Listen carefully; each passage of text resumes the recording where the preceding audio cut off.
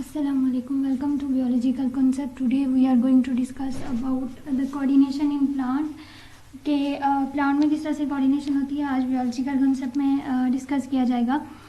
First of all हमें पता होना चाहिए कि जो कोऑर्डिनेशन है वो होती क्या है, मतलब कोऑर्डिनेशन का मतलब क्या है। So coordination is basically the ability to use different part of the plants together smoothly and efficiently. कि प्लांट अपने जो डिफरेंट बॉडी पार्ट्स हैं वो उनको कैसे एक कोऑर्डिनेटेड वे में एक दूसरे के साथ कम्युनिकेट करके एक्सटर्नल या इंटरनल स्टिमुलाई को रिस्पॉन्स दे रहे हैं। ठीक है, उनकी एबिलिटी क्या है, वो कैसे जो है वो रिस्पॉन्ड कर रहे हैं, उसको हम बोलेंगे कोऑर्डिनेशन। ठीक है, कोऑर्डिनेशन प्लांट में किस तरह से होती है। जैसे एनिमल्स में हम देखें, अगर अपनी ह्यूमन बींग्स की बात करें तो हम हर चीज़ को बहुत स्ट्रांगली रिस्पॉन्स करते हैं और बहुत क्विकली रिस्पॉन्स करते हैं। ठीक है, तो इसमें अगर हम हमारे देखें तो नर्वस सिस्टम इन्वॉल्व होता है जिसमें एंडोक्राइन और नर्वस सिस्टम मिलकर काम करते हैं। लेकिन प्लांट्स में तो ऐसे कोई नर्वस सिस्टम नहीं है, तो इनमें जो कोऑर्डिनेशन होती है वो बेसिकली थ्रू हार्मोन्स होती है। हार्मोन्स वो केमिकल्स होते हैं जो कि कोऑर्डिनेट करने में या कम्युनिकेट करने में हेल्प करते हैं। प्लांट को अगर देखो तो प्लांट को क्यों कोऑर्डिनेशन की जरूरत पड़ती है, जैसे वो तो मूव ही नहीं करते। एक लिहाज से हम देखें तो प्लांट जो है वो सेसाइल हैं, जैसे वो एक ही जगह पे ग्रो करते हैं, उनका साइज भी बड़ा होता है और वो ग्रो करते रहते हैं। ऐसे नहीं एक जगह से दूसरी जगह तो मूव नहीं कर सकते। लेकिन दूसरी तरफ हम देखें तो वो मोटाइल भी होते हैं। जैसे प्लांट का जो साइज है एरियल पार्ट्स का वो अपवर्ड बढ़ता है। ठीक है, उनका साइज बढ़ता जाता है तो वो जो है वो अपनी अपना साइज बढ़ने की वजह से ग्रोथ और डेवलपमेंट के थ्रू कोऑर्डिनेट कर रहे होते हैं। दूसरी तरफ देखो तो उनकी रूट्स जो है वो ग्रेविटी की तरफ ग्रो कर रही होती है, उनका साइज बड़ा होता है और ग्रेविटी में आगे प्रोसीड कर रही होती है।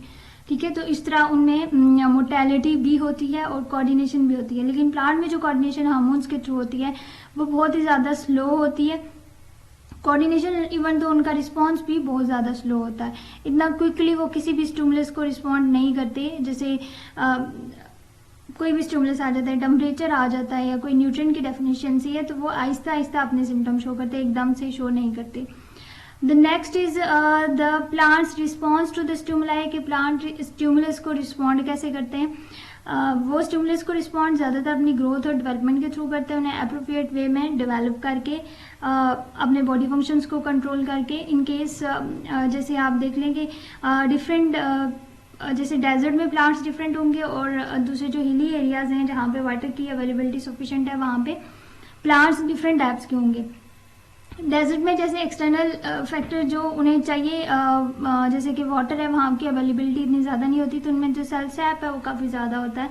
उसमें जो वाटर स्टोर करने की एबिलिटी उन प्लांट्स की ज़्यादा होती है, क्योंकि उन्हें पता है कि बाहर का इन्वायरमेंट या हमें जो बाहर चीज़ें चाहिए वो इतनी ज़्यादा सफिशिएंट अमाउंट में नहीं है। इसी तरह अगर हिली एरिया की बात करें तो वहाँ पे वाटर की अवेलेबिलिटी सफिशिएंट होती है और सेल सैप या जो सकुलेंट टिश्यूज होते हैं उनके अंदर इतने ज़्यादा नहीं होते। ठीक है, तो इस तरह से ये स्टिमुलस को डिफरेंट स्टिमुलाई जो होते हैं उनको ये रिस्पॉन्ड करते हैं।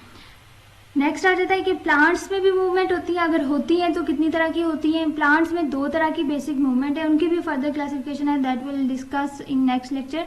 बट हम उनका एक इंट्रो ले लेते हैं कि किस तरह की मूवमेंट होती है।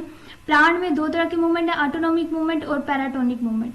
जो ऑटोनॉमिक मूवमेंट है बेसिकली वो इंटरनल स्टिमुलाई की वजह से होती है, जो प्लांट की बॉडी के अंदर जो चेंजेस आएंगी। ठीक है, और पैराटोनिक जो मूवमेंट है वो एक्सटर्नल स्टिमुलाई की वजह से होती है।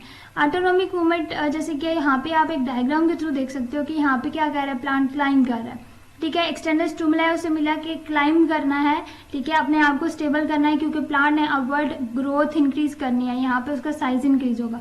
क्लाइंबिंग के बाद प्लांट्स की देखें बॉडी कैसे जो है वो उसका साइज बढ़ रहा है और वो ऊपर की तरफ ग्रो करती जा रही है। That is the autonomic movement.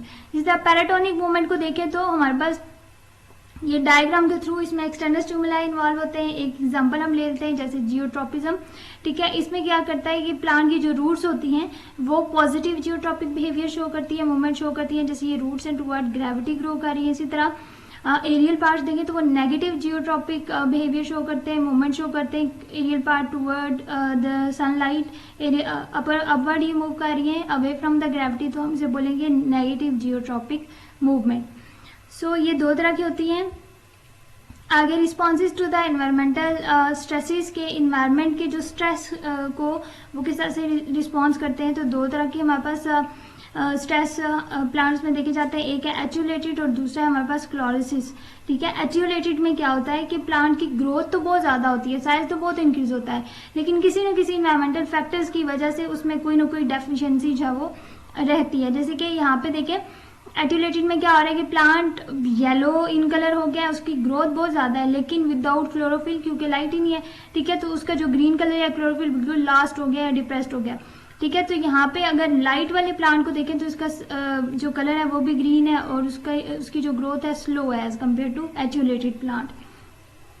ठीक है, आगे क्लोरोसिस आ जाता है। क्लोरोसिस में लीफ येलो होना शुरू हो जाते हैं किसी भी न्यूट्रिएंट की डेफिशिएंसी की वजह से या पिगमेंट की डेफिशिएंसी की वजह से भी। ठीक है, डिफरेंट एनवायरनमेंट उसकी वजह से ये क्या होगा कि प्लांट का जो लीव्स होंगे वो येलो होना शुरू हो जाते हैं। So in this way they show the symptoms of any type of environmental stress. ये जो दो टर्म्स हैं ये मेनली डिस्कस की जाती है प्लांट के रिस्पॉन्सेज की। That was all about the coordination in plants. ठीक है, आज हमने डिस्कस किया उनके जनरल के किस तरह से वो कोऑर्डिनेट करते हैं। I hope you guys clear all your concept. Thank you so much for watching my video. If you really like this video please like, subscribe and share to your friends for more concept about the biology. Thank you so much.